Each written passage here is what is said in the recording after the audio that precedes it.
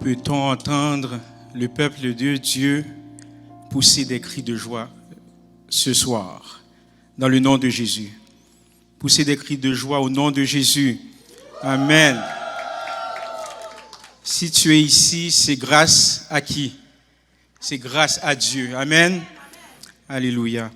Donc, vous savez, le titre de mon message est Ebenezer, Ebenezer, jusqu'ici, l'Éternel nous a secourus. Nous allons tourner dans 1 Samuel, chapitre 7, le verset 12. Quand tu seras rendu dans ce passage, crie Ebenezer. J'aimerais entendre le peuple de Dieu dans la joie. Amen. C'est parce que c'est affiché, vous dites ça. Ebenezer. Donc je vous rappelle le titre de mon message, Ebenezer, jusqu'ici, l'Éternel nous a secourus. Donc par respect pour la parole de Dieu, je vous demande de vous lever si la santé vous le permet, bien entendu. Et je vais lire pour vous. Samuel prit une pierre qu'il plaça entre Mitzpa et Chêne, et il l'appela Ebenezer en disant: jusqu'ici, l'Éternel nous a secourus. Vous pouvez vous asseoir. Amen. Comme vous le savez, c'est la nuit du 31 décembre. Et lorsqu'on pense à la nuit du 31 décembre, eh bien, on pense aux montres, on pense au temps, on pense aux horloges. Les horloges s'apprêtent à franchir la ligne invisible entre ce qui n'est plus et ce qui n'est pas encore. Et chaque année, vous allez voir, vous allez remarquer que les gens de tout âge, n'est-ce pas? Plus particulièrement les adultes, bien entendu, les jeunes également. Donc, vous allez remarquer que les gens vont festoyer, les gens lèvent leur verre pour célébrer leur propre force. Les gens lèvent leur verre pour célébrer leur propre réussite. Et bien entendu, d'autres vont lever leur verre, mais pour oublier leurs échecs. Mais j'aimerais vous dire aujourd'hui que le chrétien, lui, dresse une pierre de reconnaissance et dit: Ebenezer, jusqu'ici, l'Éternel nous a secourus. Vous savez, un jour, un jeune homme grava sur 2 pierres. Ce jeune homme a vu 2 pierres et il a sorti un petit couteau et il a commencé à graver dans les 2 pierres. Et il a écrit cette phrase: cette situation est temporaire. Il a écrit: cette situation est temporaire. Ainsi, quand tout allait mal, eh bien, ce jeune homme en question lisait ces mots. Et en lisant ces mots, il reprenait courage. Mais quand tout allait bien, eh bien, il allait lire, n'est-ce pas, la phrase qu'il a écrite, et il restait humble quand tout allait bien. J'aimerais vous dire que Samuel, qui est le porte-parole de Dieu dans l'Ancien Testament, un prophète de Dieu appointé par Dieu, eh bien, Samuel a fait la même chose. Il a élevé un symbole, dites symbole. Il a élevé un symbole qui rappelle à la fois la souffrance passée, la grâce présente et l'espérance future. Je le répète. Samuel, il a élevé un symbole qui rappelle à la fois la souffrance passée, la grâce présente et l'espérance future.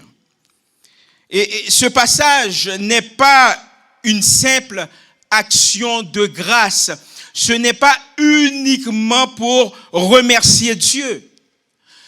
Ce passage que nous avions lu tantôt a une révélation. Il révèle le Dieu fidèle. Est-ce que vous croyez que Dieu est fidèle dans votre vie? Est-ce que vous croyez que Dieu est fidèle dans votre travail? Est-ce que vous croyez que Dieu est fidèle dans son église? Est-ce que vous croyez que Dieu est fidèle dans votre famille?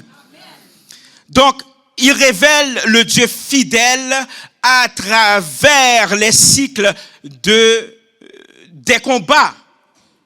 Il s'inscrit dans la grande histoire aussi du salut, de la délivrance, celle d'un Dieu qui délivre, non pas par hasard. C'est pas par hasard. Certaines fois, il nous arrive que nous sortons d'un problème et nous allons penser que c'est une question de chance. Non, c'est pas par hasard que Dieu délivre, mais il délivre par alliance. Je vais relire pour vous 1 Samuel, chapitre 7, le verset 12. Samuel prit une pierre qu'il plaça entre Mitzpah et Shem. Okay? Bon, Shen, Mitzpah, c'est pas un restaurant portugais à Laval, ok? Donc, ça ressemble à ça, mais c'est pas ça. Okay? Il l'appela Ebenezer en disant, jusqu'ici, l'Éternel nous a secourus. Israël, le peuple de Dieu, vient de vivre des années de désordre spirituel, des années de turbulence spirituelle. Qu'est-ce que je veux dire par là? C'est que Israël s'est éloigné de Dieu. Ils ont préféré adorer des dieux étrangers, d'autres dieux. Et l'arche de l'alliance avait été perdue. Lorsque je fais référence à l'arche de l'alliance, eh bien, c'était un coffre sacré et précieux qui contenait les tables des 10 commandements. Et ce coffret, ces tables de 10 commandements rappelaient au peuple d'Israël que Dieu était avec lui. Et nous voyons aussi les Philistins. Les Philistins, eh bien, c'était un peuple ennemi de Dieu. C'était le peuple qui dominait à cette époque. Donc, le peuple d'Israël vivait dans un désordre spirituel. Le peuple avait abandonné le Seigneur. Mais un peu plus tard, eh bien, le peuple se repent. C'est dire que le peuple a choisi de revenir à Dieu. Qui aimerait revenir à Dieu dans le nom puissant de Jésus aujourd'hui? Il n'est pas trop tard pour revenir à Dieu. Donc le peuple décide de revenir à Dieu. Et face à ce constat, eh bien, Samuel, le prophète de Dieu, appointé par Dieu, eh bien, Samuel prie pour le peuple. Et Dieu leur donne une victoire miraculeuse. La défaite des Philistins est décisive.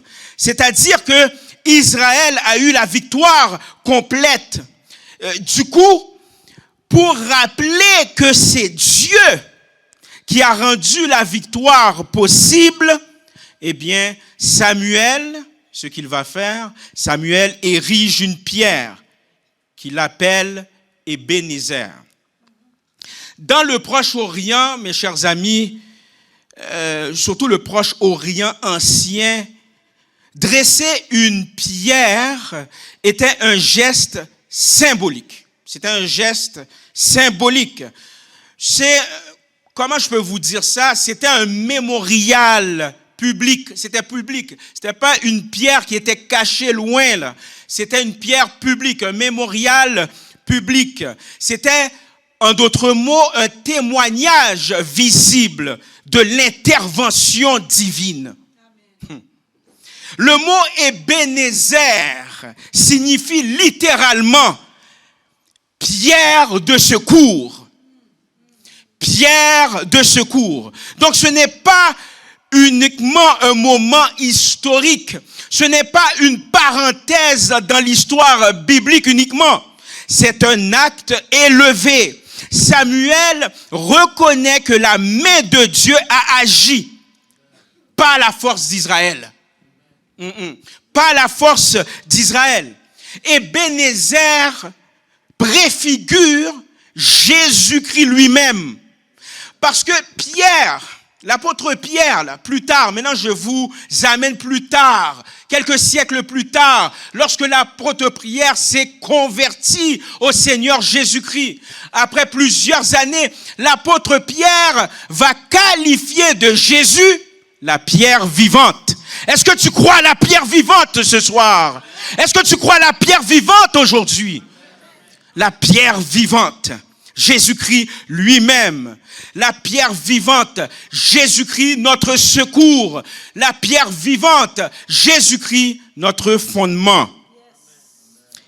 Eh bien, le secours de Dieu à Israël annonce le secours ultime offert à l'humanité, c'est-à-dire Jésus-Christ. Donc, Ebenezer représente le souvenir de la fidélité de Dieu. Je le répète, Ebenezer représente le souvenir de la fidélité de Dieu. Je vais lire pour vous Deutéronome, chapitre 8, le verset 2, simplement le noter. Deutéronome, chapitre 8, le verset 2. Il est écrit: « Souviens-toi de tout le chemin que l'Éternel, ton Dieu, t'a fait faire pendant ces 40 années dans le désert. » Je vais m'arrêter là. La foi chrétienne n'est pas une fuite du réel. La foi chrétienne n'est pas une fuite du réel. Elle est en fait une mémoire spirituelle. Vous savez, dans un monde qui oublie vite, surtout depuis la pandémie, c'est comme si notre mémoire faisait défaut. Nous constatons cela. Nous vivons dans un monde qui oublie vite parce qu'on est bombardé d'informations, bombardé constamment. Donc, dans un monde qui oublie vite, Dieu nous appelle à nous souvenir. L'athéisme moderne, c'est dire les gens qui ne croient pas au Seigneur Jésus-Christ, les gens qui ne croient pas en Dieu. Eh bien, ces gens vont vous dire, ce que tu as vécu n'a pas de sens. Ce que tu as vécu durant cette année, ce que tu as vécu depuis fort longtemps, ou voire même aujourd'hui, n'a pas de sens. C'est le fruit du hasard. Mais la foi répond. La foi en Jésus-Christ répond. Si j'ai survécu à 2025, c'est que Dieu a marché avec moi. Si j'ai tenu debout quand tout s'écroulait, c'est que la main invisible de Dieu me soutenait. Si j'ai vu l'aube après la tempête, c'est que la grâce a refusé de m'abandonner. Si j'avance encore aujourd'hui, c'est que la foi en Jésus-Christ a parlé plus fort que la peur. Crois-tu cela aujourd'hui? Par tes acclamations, crois-tu cela aujourd'hui? Souviens-toi de ce que Dieu a fait dans ton foyer. Souviens-toi ce que Dieu a fait, même quand tu pensais tout perdre. Souviens-toi qu'il t'a gardé malgré la maladie. Souviens-toi qu'il t'a gardé malgré la crise. Souviens-toi qu'il t'a gardé malgré la solitude. Souviens-toi qu'il t'a gardé malgré qu'on t'écrasait. Souviens-toi. La gratitude ouvre la porte à la paix intérieure. Crois-tu cela? J'ajouterais ceci. La foi chrétienne ne fait pas semblant d'ignorer la souffrance. Non. Elle l'aborde en croyant que Dieu reste toujours présent et que Dieu reste toujours bon dans le nom de Jésus. Si tu crois que Dieu est bon, dis Dieu est bon.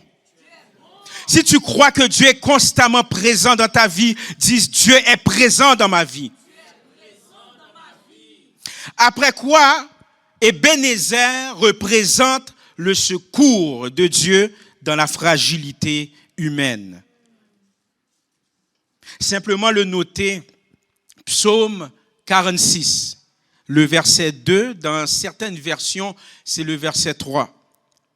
Il est écrit, « Dieu est pour nous un refuge et un appui, un secours qui ne manque jamais dans la détresse. » Ici, dans l'épisode, dans 1 Samuel chapitre 7, eh bien, Israël n'a pas gagné la guerre par stratégie,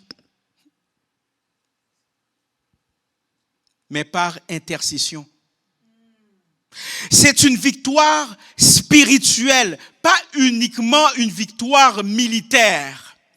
Dieu agit quand l'être humain reconnaît sa limite. Dieu, il agit quand l'être humain reconnaît sa limite. Si vous lisez le chapitre 7, vous allez constater qu'à un certain moment donné, ils étaient en combat contre leur ennemi juré, les Philistins.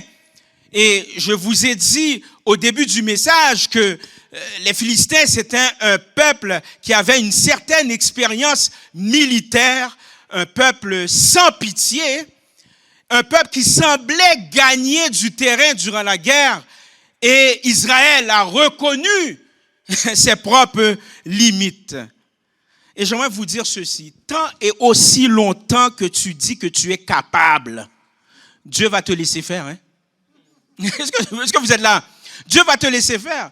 C'est après tu vas te casser les dents, tu vas dire, oh Seigneur, j'ai besoin de toi. C'est là, c'est après d'avoir cassé les dents. Moi, je n'ai pas besoin de me casser les dents avant. Okay. Moi, je préfère mieux, en tout cas, pour ma part, je préfère mieux implorer le Seigneur d'avance. OK? Donc, quand Dieu voit que tu prends conscience que tu es limité dans certaines situations, eh bien, Dieu va agir. Les critiques modernes d'aujourd'hui disent, oui, mais attends, pasteur, si Dieu existait, pourquoi la souffrance? Hein? Pourquoi la souffrance? Mais justement, dans 1 Samuel chapitre 7, eh bien, ce passage montre que Dieu ne supprime pas la souffrance. Il n'est pas en train de supprimer la souffrance. Par ailleurs, ils étaient en guerre. Non, il ne supprime pas la souffrance. Il la traverse avec nous. Amen. Donc, lorsque vous entendez, oui, mais pourquoi il y a de la souffrance s'il y a un Dieu? Mais justement, Dieu, il a souffert à la croix. Justement, Dieu traverse avec nous pendant que nous sommes en train de souffrir. Donc, la foi ne nie pas la douleur, elle affirme la présence de Dieu. C'est cette cohérence qui distingue la foi chrétienne des philosophies fatalistes. Donc, au lieu de voir les événements courants, les événements de la vie comme de simples hasards, la foi chrétienne, la foi en Jésus-Christ reconnaît qu'il peut y avoir du sens. Quand bien même que tu vis certaines situations, tu as vécu des situations et tu te dis dans ton esprit, probablement même des gens de ton entourage vont dire, mais ça n'a même pas de sens, qu'est-ce que tu es en train de vivre? Mais la foi en Jésus-Christ te dit que ça a quand même du sens. Ce que tu es en train de vivre, ça a du sens. Et pendant que tu déclares que ça a du sens en Dieu, que ça a du sens en Jésus-Christ, eh bien, c'est l'action de Dieu qui va être en mouvement dans ta vie. Amen. Amen. Sais-tu ce que cela signifie pour toi maintenant, tout ça? Quand tu pries, ne regarde pas la taille de ton problème, mais la fidélité du Dieu que tu invoques. En 2026, n'entre pas avec la peur. N'entre pas en étant inquiet pour l'avenir. Qu'est-ce qui va arriver sur le plan financier, sur le plan de la santé mentale, sur le plan relationnel, sur le plan de l'emploi. Non, en 2026, n'entre pas inquiet, n'entre pas en ayant peur, avec la peur, mais entre avec assurance. Celui qui t'a secouru hier te portera demain. Enfin, Ebenezer représente le témoignage public de la foi. Ebenezer représente le témoignage public de la foi. Je vais lire pour vous Matthieu, chapitre 5, le verset 14. Simplement quelques mots. Vous êtes la lumière du monde. Vous êtes la lumière du monde. Maintenant, je retourne à l'épisode de Samuel. Samuel, ce qu'il va faire après la victoire décisive de la part de Dieu, eh bien, Samuel dresse la pierre.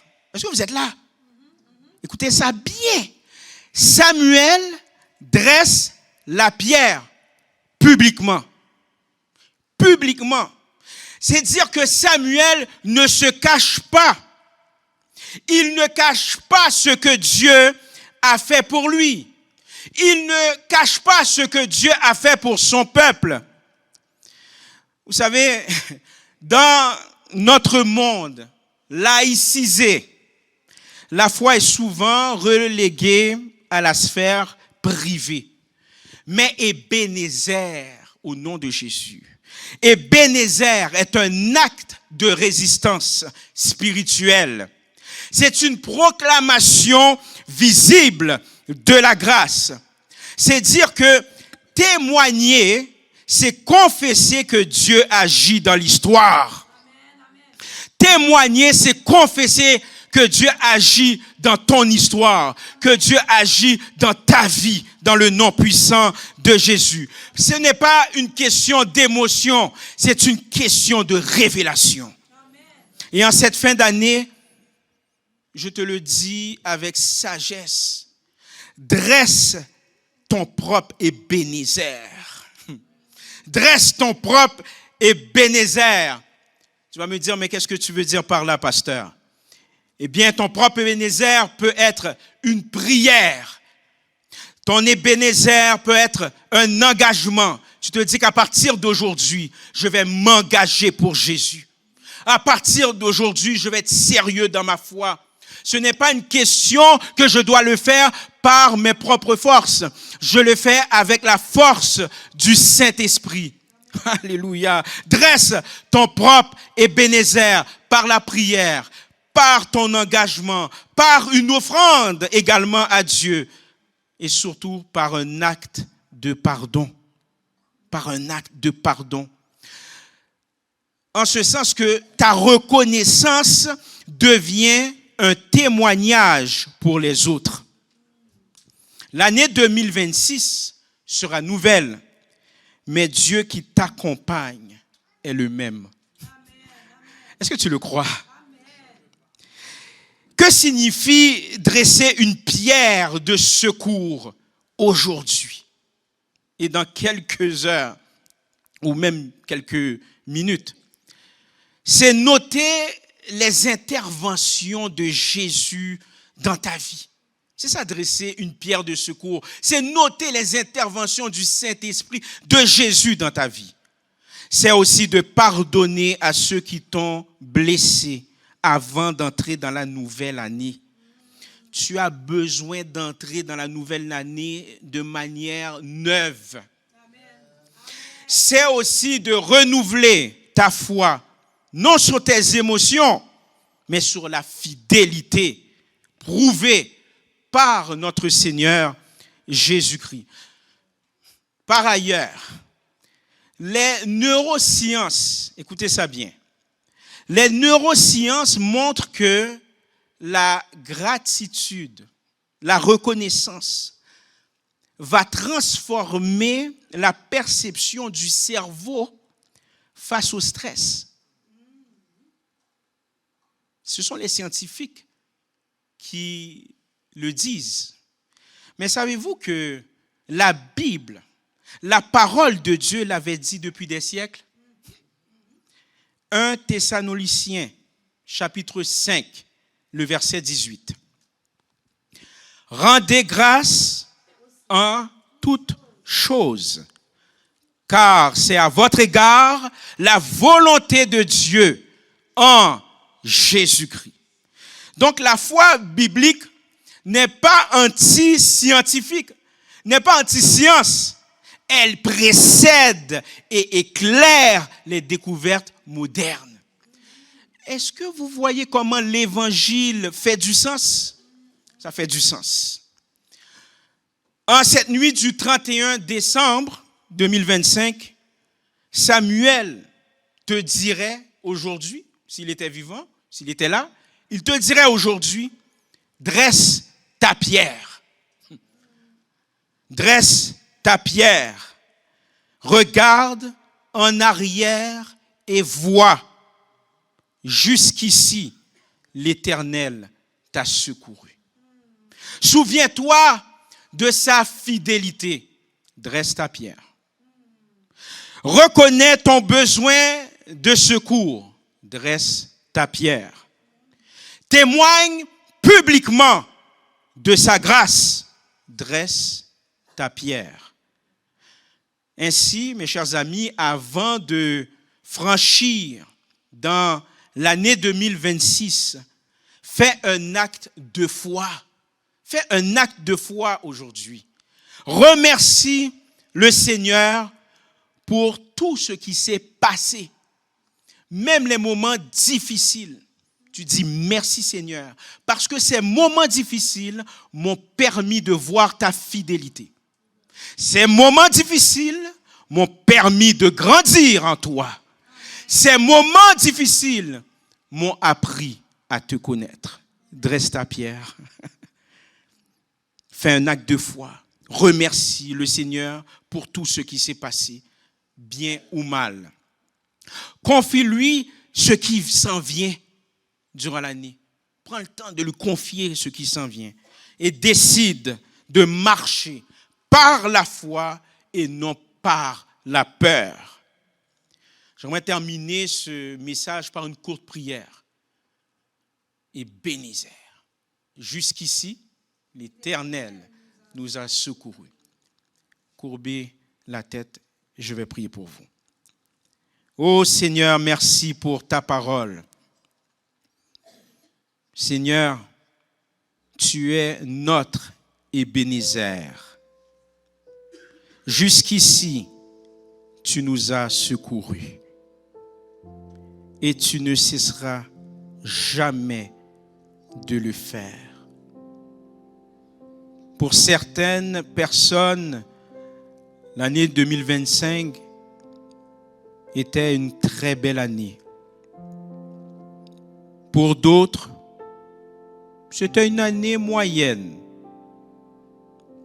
Pour d'autres encore, c'était un cauchemar. C'était une vieille année. Mais Seigneur, nous décidons de dresser notre pierre en disant, Ebenezer, jusqu'ici, tu nous as secourus. Sois notre abri, notre force, notre résilience en 2026. Sois également notre paix.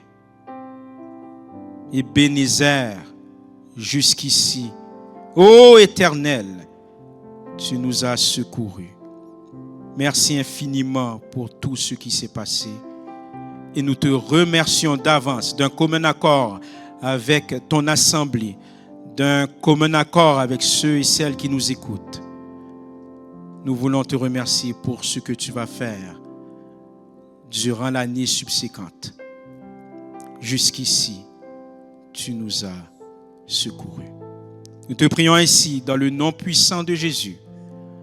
Amen et amen. Soyez bénis et encouragés.